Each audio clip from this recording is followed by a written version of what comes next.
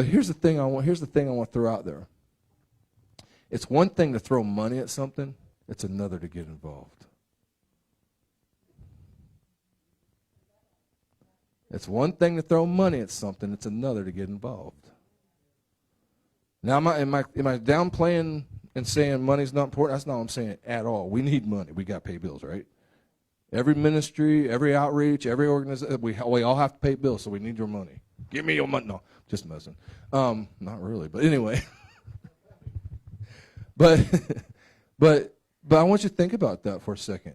And so coming back to this verse, and we talked about this at the beginning of the year, and so what did we do in February and March? We brought Brant Jordan in here. Why? Because we believe in foreign missions. We believe in supporting foreign missions and the lost that are out on the mission field and doing things like that. Well, part of what we do here as well is local. Part of the ministry that we believe in doing local is local missions. It's local ministry, things that we want to be involved in, not just throw money at it, but be personally involved in it in some way or another so that we can make a difference, somehow make that difference.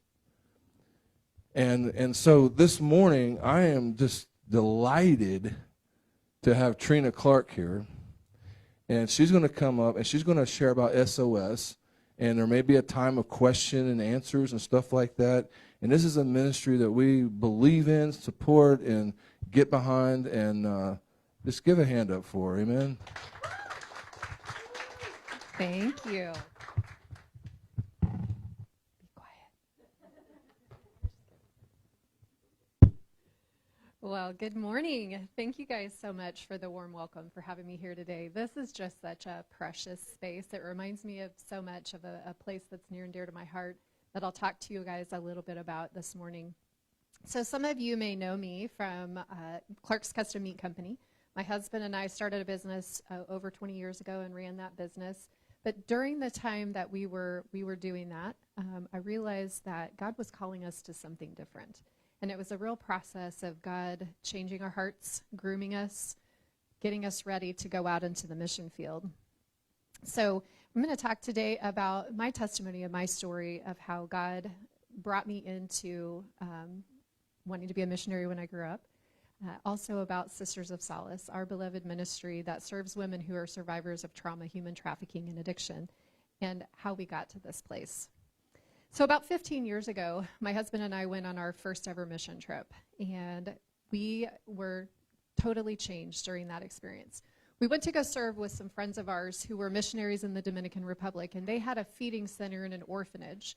And we started taking teams in and out of the country and serving there. And I absolutely fell in love with the people and the country there. And it wasn't the Dominican Republic that you might have seen in brochures where it's just the lovely place. This was the slums of the Dominican Republic. We worked in an area where the police wouldn't even dare to go, and we did it gladly. There was a lot of brokenness in this area. People were trafficked, people were addicted, people were sick and impoverished and hungry. People were naked. So just like we talked about today in Matthew 25, that is where I saw that, where I saw the least of these. I didn't see it around me in the United States yet. That's because I'm a fool, but that's okay. We'll talk about that more. But I did see it in this country, and it's where I saw God walk the biggest, and where he called me to come and serve, or where I thought he was calling me to come and serve. What God was really doing is breaking my heart and molding me into who I would become. But I didn't see it that way for a while. In the U.S., and this was my perspective at the time, okay? So forgive me, because again, I've already told you I'm a fool, right? My perspective at the time was that if you live in the United States, you have everything you need. This is the greatest country in the world, right? There's no reason for homelessness in the United States. You can get 2 jobs. There's no reason for people to be on the streets and struggling. Now, I have a story of my own that I'm not going to share much of with you today, but I did come from struggle. God brought me through that and gave me a tenacity. And for a while, I was self-righteous about that. I really was. I was self-righteous about that and felt like that was something that I did through my strength. It wasn't what I did through my strength. It was what Christ did in me to give me the opportunity and the gifting to come and serve others. I will tell you that being on the mission field is the the best way to go get to know yourself really well, because you always go to serve others, but what God really does is change you. He pulls off all the scabs, and you get to see yourself very clearly of who you really are. And it's usually not who you thought you were. So we started going in and out of the country, and it was common for us to take groups of people with us. And what I was saying at the first, that this space reminds me of somewhere near and dear to my heart, that was our worship room in the Dominican Republic. And our teams would meet every single morning, because when we were there, we had to be on our knees. You had to be praising God. You had to be in prayer and putting on the full armor of God every single day, because it was dangerous, because people's lives depended on it, because there was no way to impact a change without doing that. So one morning, we were sitting in our upper room, is what we called it. And this was the verse that one of the missionaries read to us. It's Isaiah 61:1. And it says, "The Spirit of the Lord God is upon me, because the Lord has anointed me to preach good tidings to the poor. He has sent me to heal the brokenhearted, to proclaim liberty to the captives, and the opening of prisons to those who are bound." It was in that moment that I felt the Lord's call on my life, that I felt like he was talking to me. I was called. I was anointed to heal the brokenhearted. And I thought at the time that it was going to be in this specific country. Well, that day, we had something very important for our team to do. We were going on a rescue mission. This was the very first sex trafficking victim that I met in my time at the Dominican Republic. It was a little girl. Her name was Rosa Maria. She was 11 years old, and she'd been part of the orphanage that we were serving there. But oftentimes in the Dominican Republic, it wasn't that children were truly orphaned, but that their children could, or that their parents couldn't take care of them. So her mom lived in the same neighborhood that the orphanage was in, and she called Rosa Maria home. And the reason why she called her home is because somebody in the family had gotten sick, and the mom was too sick, or I thought at the time, unwilling to take care of her. And they brought Rosa Maria home because they were going to have her pay for the family needs. They were prostituting Rosa Maria out. 11 years old, and I knew this little girl. She was precious and a delight and beautiful, and I couldn't imagine the terror that she was going through. So I was sick at heart, but I was also mad. I was angry. And let me tell you what, we were going to go get this child, and there wasn't anything that was going to stand in my way. There was nothing godly or Christian about me. I was ticked off, I was mad, I was violent, and I was going after her mother because I had no compassion for this woman and how she could possibly do this to this child. So we walked through the neighborhood. I can't describe, I should have brought pictures for you guys, but it's just this abject poverty. There's children running around everywhere that are naked, trash everywhere, ramshackle houses that are made of tin and cardboard, people that, are emaciated because they're clearly very hungry. They have nothing. And all I could see was red walking through this. It didn't even dawn on me that, I'm walking through all the things that God had said, feed me when I'm hungry, clothe me when I'm naked. I was just mad because I was going to get this child. We got to the door, and Rosa Maria answered the door. She had no clothes on. She was delighted, though. At 11 years old, she wasn't even embarrassed when she saw us. She knew her salvation had come. She knew we were getting her out of there. She knew we were going to free her, and she just couldn't believe that we'd made it into the house. The next person that walked into the room was the woman who I had vehemently been hating the entire time that we were walking through this neighborhood. It was Rosa Maria's mother.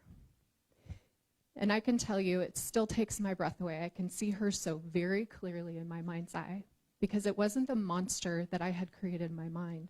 What I saw was this tiny, emaciated, clearly very sick, mentally ill woman, a woman in a little girl, really, in a woman's body. And I understood at that point that the reason why she was doing what she was doing is because that's all she knew. It's because that's what had been done to her, and it had been done to her mother and her grandmother, and it was the only way that she knew to keep the rest of the family alive. What she needed from me at that point was not my judgment and my condemnation and my hatred. What she needed was my grace, my love, my mercy. That's what she needed from me. We did not leave that day with Rosa Maria. Her brother came out with a machete and chased us out of the house. Became obviously too dangerous for us to stay. We did get Rosa Maria out about a week later, and she, to this day, is a delight. She works in the feeding center, feeding hungry children in that same neighborhood, counseling young girls who are struggling with the same things that she had, leading people to the Lord. That day changed me tremendously because what I realized is that I had a lot of judgments. I have judgments about a lot of things. I want to read to you Proverbs 31, 8 and 9.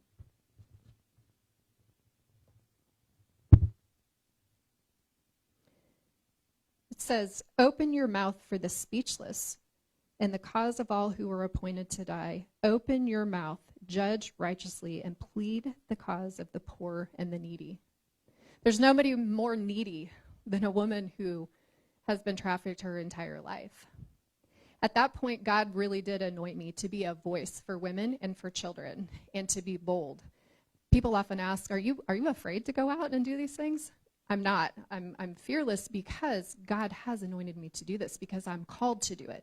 We're not stupid in the way that we do things, right? But we're bold because we are reclaiming land that the Lord said was ours. Right? Yes. So, naturally, I felt like we were called to move to the Dominican Republic, right?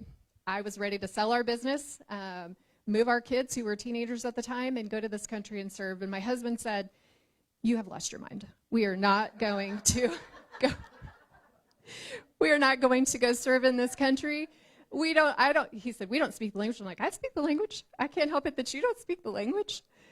But he said, we are not called here. If I'm not called, you're not called. And he said, really what it amounted to was not just the fact that, we would have no electricity and water you couldn't drink, but it was more that he said, you have a mission field in your own backyard, you're just not seeing it.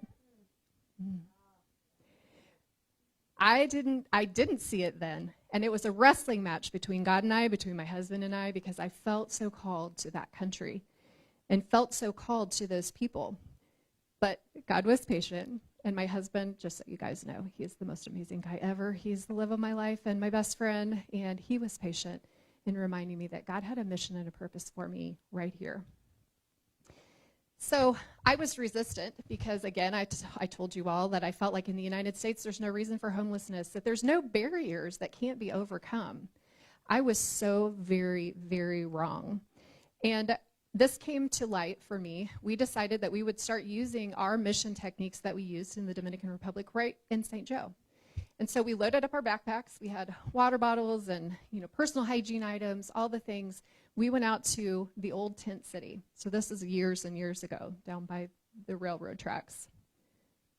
And I was walking through this place, and there's no electricity. There's ramshackle tents and tarps and makeshift things everywhere. Nobody had, obviously, a refrigerator. There's coolers of stuff that they're using to eat spoiled food. People were sick, impoverished, thin. And it shocked me. Like, my husband was right. I do have a mission field right here in my own backyard. And I looked around at some of the women that were in this camp, and I realized, for you have been anointed to heal the brokenhearted. And there they were, right in front of me. It took me a little while to learn what happened to them. And what I learned was that the why behind people's story is rarely what I have judged it to be. So now I have eyes wide open, and I will tell you that most of the time the women that we serve have a history of trauma, which a lot of you can relate to this. They've been abused somewhere between the ages of 4 and 13, and at some point it's safer to be out on the streets than it is to be in your own home. I did not realize that in St. Joseph there are women that are trafficked every single day. And now I know. Now I can take you to houses where that happens within 2 blocks of our house that we currently have for our sisters. That's heartbreaking. Missouri ranks number 4 in human trafficking cases. How is this possible that in our city, where we walk around every day blinded, in our state, that this is happening right underneath our noses? It does every single day. Some of the things that I learned is that once you've been on the streets, and some of you can resonate with this, Once you've been on the streets for 2 days, it's almost impossible to get off by yourself. The barriers are so large that it's almost impossible to do that on your own. Housing is very limited in our area. Most employers are not going to hire someone who's homeless. And I will tell you that some of our best friends are in the homeless community, but working in a business, it's really difficult to do that. Why? Because they don't have transportation, they can't clean up, they can't be reliable because there's nowhere to plug your cell phone in. How are you supposed to get up in the morning if you can't set an alarm? How can you be reliable? It's an impossibility. Oftentimes, and some of you can resonate with this as well, they lose their identification. They lose their identification, and it's almost impossible to replace. We do a lot of street outreach aside from Sisters of Solace, my husband and I do. And we have been working with a woman now who just after 7 years finally got her ID back. How is that possible? And what does that preclude you from when you can't get any kind of services? So you can't go to a regular doctor's appointment because you don't have ID, right? That's the first thing they ask. You can go to the emergency room. So people complain about overuse of the emergency room. That's one of the reasons why. If you don't have your birth certificate and you don't have your social security card and you don't have identification and you also don't have an address where you can prove where you live, how are you supposed to identify yourself? It's impossible. Not only that, but you're walking back and forth miles apart from these places where you're supposed to be able to get these items. The woman that I'm speaking about, she finally got her ID after 7 years. You want to know how that happened? And a police officer who was really trying to do her a solid favor said, hey, you should just get arrested because if you have a criminal record, we can provide your mugshots for you and we can identify who you are. She didn't have, she did not have a criminal record. She didn't want one. She was just stuck on the streets. So eventually she was trespassed. She does have a misdemeanor criminal record. She was able to prove who she was, and so now she has an identification. Praise God for that. Yeah. Those are the kind of barriers that we help people work through. But there's so much more in that. The women we serve most often come to us experiencing homelessness. They're traumatized. I had a sister tell me once that she was broken and that she didn't know that anybody could ever put the pieces of her life back together. And we told her, that is not true because God takes all this mess that we make and he makes the most beautiful thing. Yes. Oftentimes women who come to us have also no access to the legal system. If you are poor and you can't pay for an attorney, you don't have access to the legal system. You are not going to be able to get even minor things taken care of. What's going to happen is you're going to go before the court over and over and over again. You're going to have fines. They're going to put you in jail. Then you get out again. And just as you get stable, it's ripped right out from underneath you again because you don't have access to the legal system. We have a wonderful attorney that serves our sisters for free. He is amazing. He takes on every case for our ladies, and he fights because he knows this firsthand, that they need access to that. So at Sisters of Solace, we are a 2-year residential healing program. And what that means is the ladies come and live with us for free for 2 years. Everything's provided for them, food, clothing, shelter, their personal care items. We really make sure that they have a solid, safe, stable place to live. A lot of people ask us if we're Catholic. Well, we're not Catholic. That comes from being Sisters of Solace, which is a whole other story. And also because our house, our residential house, is an old convent. So we purchased a convent from the Catholic Church and remodeled that. And it's just it's a beautiful space that's just calm and peaceful, and a great place to heal and recover your life. So not only do we provide all of those things, but our goal is to remove every barrier. So if they are undereducated, I say, because they're educated, right? They're great, great survivors. But if they need academics, we make sure that they are able to get that. Therapy is really key because when you've lived a life of trauma, you've got to unwind all the things that are happening in your nervous system that are going to make it difficult for you to function normally in life.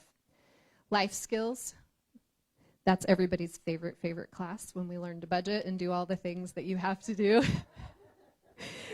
to adulting. Yes. Oh, we should rename that Adulting 101.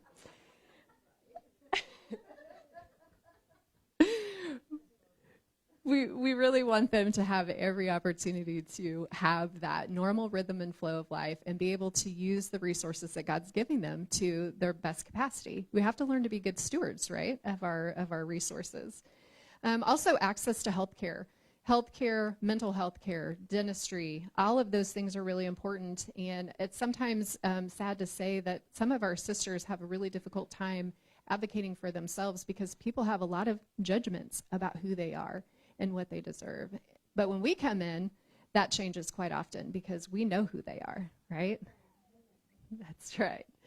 And that's probably the most important thing. So we have a team that stands side by side our ladies, and we say lavish love heals. We know that.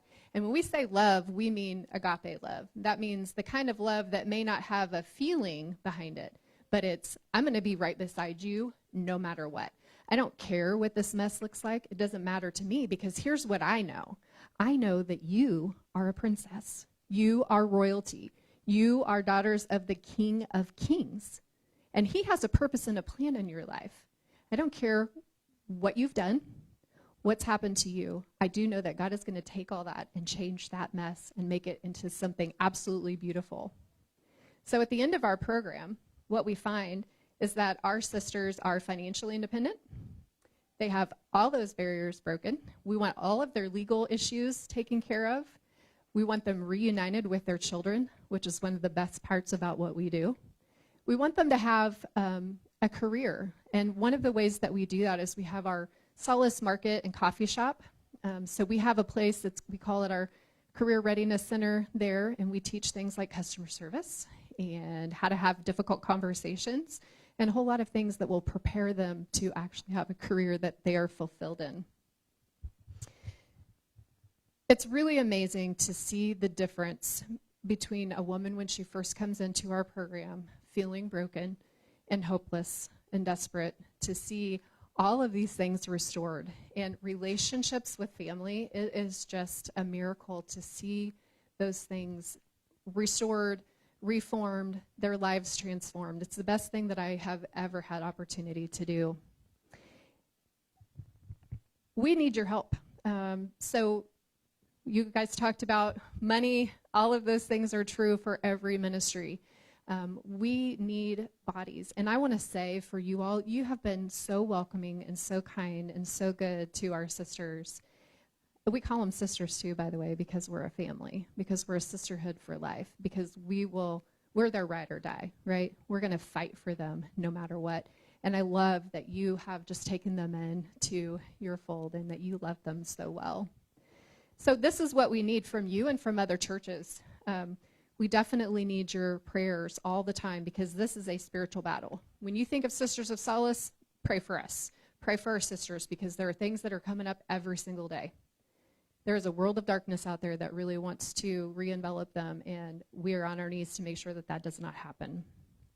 We need volunteers. We need people to come alongside to do things like what Angie does all the time, and probably some of the others of you, picking our sisters up, taking them to church, incorporating them into your Bible studies. But more than that, just building that relationship and community. You know, any of you who have come out of active addiction, you know what it's like, right? You lose everything. You lose all of your friends, all of the lifestyle that you've had. You have to change everything. And that leaves a huge loss and a hole in your life. It does. It leaves you feeling empty and lost. We want to rebuild that community around them with people who love the Lord, who are going to serve the Lord, who are going to tell them the truth in love and remind them of who they truly are. You can shop at Solace. Come in and see our market. It's beautiful. The ladies have done an amazing job of making these great products, merchandising them, and the coffee's fantastic. Just saying. Financial support, obviously, is really helpful. And this year, I had the honor of winning an award, which was highly embarrassing for me. But it made me think about heroes. And what is a hero? What is a hero to me? And it's somebody who gives what they can or everything that they have for the Lord, right? And sometimes that looks like a lot. If somebody has a lot of money, that's great. We will absolutely take that. Sometimes it looks like a little, and it's amazing what $20 a month can do to help support a program like Sisters of Solace. Obviously, we're always looking for funding because, maybe it isn't obvious to you guys, I'll tell you why. We don't qualify for government funding. This will blow your mind. We don't qualify for government funding because we require our ladies to stay clean and sober because we know that that's what it's going to take for them to live the life that God's called them to. We are requiring them to go to their classes, including their Bible study, and we also require them to live by community standards. Those three things disqualify us from any government funding because the government says that what's the most important thing is that they're housed, that all the other rules don't matter, that living a clean and sober life doesn't matter, seeking a relationship with God doesn't matter, and so because of that, they do not fund us. That's okay. Yeah, exactly. That's what I say. Are you kidding me? That's okay, though, because the Lord will provide. And he has. He does provide. Something that I want to share with you. I'll wrap up. Well, one thing before I wrap this up, I do want to tell you that aside from all the other things that I mentioned, our heart is for our sisters to know the Lord. Right? That is really what our goal is. We can remove all the barriers that we can possibly remove. We can educate them. We can tell them all the things they need to know. If they don't have a heart that's seeking the Lord, nothing changes. So the other thing that we need is for not just prayer, but for people to just pour into them and helping them seek that relationship with Christ. So we have something big coming up. We're just now starting to share this. I'm not even sure that you guys know this. We have been gifted another home. And our original intent was to fill that home with more of our ladies that have been applying for our program. We have a stack. Our house is almost full. We have one spot left. It's been full for almost a year. And we have a lot of applications, and it's heartbreaking for us to go through the applications and decide who gets to come in and who doesn't. And there's a whole list of qualifications and things that we go through that I'd be happy to answer questions about. But it really boils down to us just really praying, God, who are we letting in? So we've been gifted this home, and it's come to our attention that we have women who are on the streets experiencing the same things, trauma, human trafficking, addiction, that are pregnant or have small children. And so we are going to be opening a maternity home very soon for those ladies that will be able to come in with their children, have their babies, and we're hoping that we can keep those families reunited. We have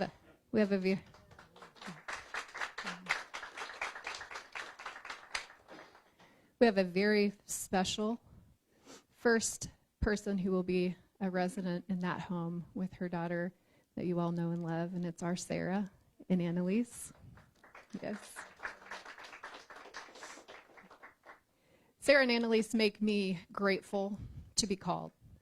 I know that if for no other reason, I was called to stand in the gap for them. And it's an amazing thing to be able to be a part of that process and to see that relationship develop and see her grow and change and to see all the changes in Sarah's life and all of our sisters. So we'll be opening this maternity home soon, and of course that means we need everything. We have to furnish this place. We have to have beds. We have to have cribs. We have to have a couch and, all of the things. So just so you know, that is on the horizon, and I would really appreciate it if you all would be in prayer for us for that. I want to thank you again for allowing me to be here to talk to you all today. I'm going to open it up for questions. So if you have questions about the program, anything else, just let me know.